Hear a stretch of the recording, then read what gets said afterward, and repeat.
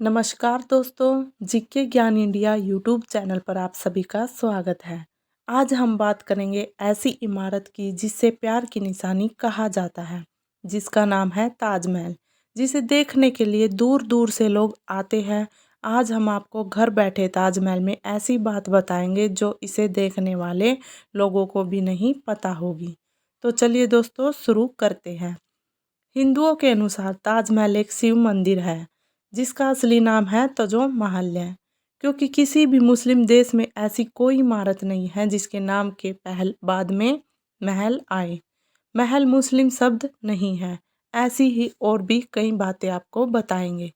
यदि इतिहास पर नज़र डाल दी जाए तो ताजमहल शाहजहाँ ने बनवाया था। शाहजहाँ ने कुल 7 शादियाँ की थी और ताजमहल का निर्माण अपनी चौथी बेगम मुमताज़ की याद में करवाया था।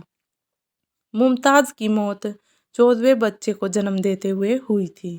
मुमताज़ की मौत के बाद शाहजहाँ ने उसकी बहन से शादी कर ली थी। विश्व के 7 अजूबों में शामिल ताजमहल को बनवाने में 22 साल लगे थे। इसे बनाने का काम 1632 में शुरू हुआ और 1653 में ख़त्म हुआ।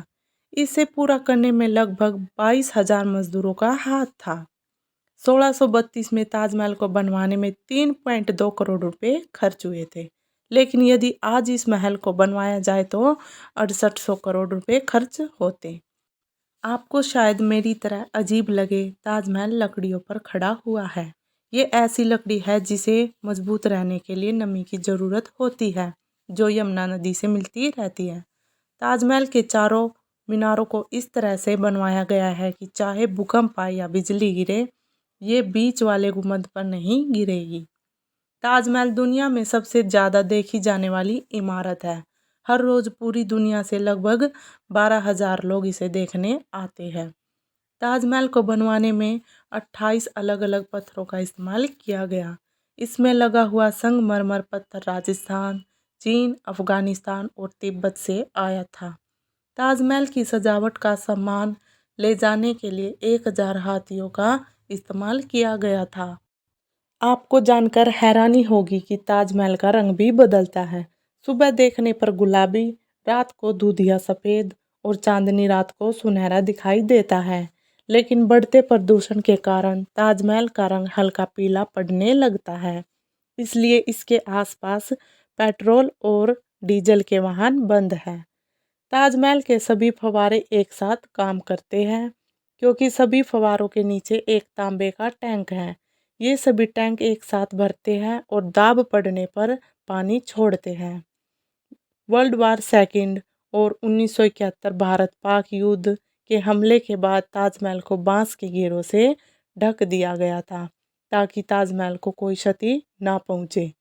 सफ़ेद ताजमहल बनने के बाद शाहजहाँ का सपना था कि वह अपने लिए एक ऐसा ही काला ताजमहल भी बनवाए, लेकिन उनके बेटे औरंगजेब ने उन्हें घर से ही कैद कर दिया और उसका सपना पूरा नहीं हो सका। बचपन से सुनते आए हैं कि शाहजहाँ ने ताजमहल बनाने वाले मजदूरों के हाथ काट दिए थे, लेकिन वो कोई दूसरा ताजमहल ना बना सके। शाहजहाँ चाहता था कि इस महल में कोई कमी न रहे, लेकिन ताजमहल में एक छेद है जिसका पानी सीधा मुमताज़ की कब्र पर गिरता है। कहा जाता है कि जब कारीगरों के हाथ काटने का आदेश दिया गया, तब एक कारीगर ने ये छेद किया था। ताजमहल में एक कमी ये भी है कि दीवारों पर बने 11 नक्काशीदार पिलरों में से एक का आकार गोल है, बल्कि बाकी 10 तिकोनी डिजाइन में है। यदि आपसे पूछा जाए कि ताजमहल ऊंचा या कुतुब मीनार, तो आप कहेंगे कुतुब मीनार, लेकिन आपको बता दें कि ताजमहल कुतुब मीनार से 5 फुट ऊंचा है। द्वितीय विश्व युद्ध में धरती के 7 अजूबों में से एक ताजमहल के ध्वस्त होने का खतरा मंडराने लगा था।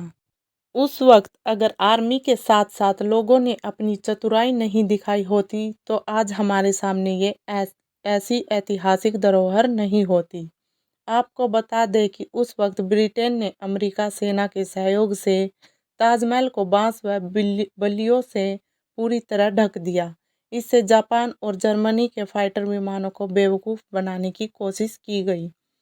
आगरा में स्थित भारतीय पुरातत्व सर्वेक्षण के ऑफिस में 1942 में खींची गई तस्वीर मौजूद है।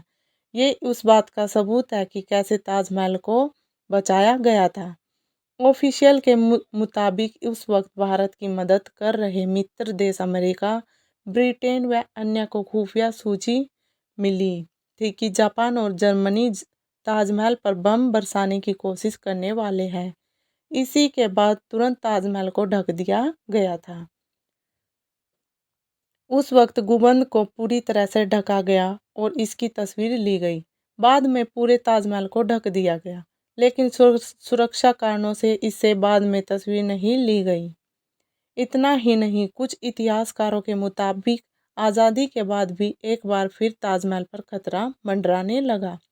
भारत पाकिस्तान युद्ध के दौरान 1971 में ताजमहल पर फिर से खतरा मंडराया।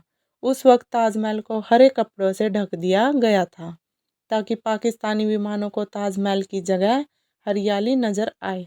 दरअसल यह खतरा इसलिए भी था कि पाकिस्तानी बम वर्षक विमानों ने ताजमहल से करीब 10 किलोमीटर दूर एयरफोर्स स्टेशन पर बम गिराए थे।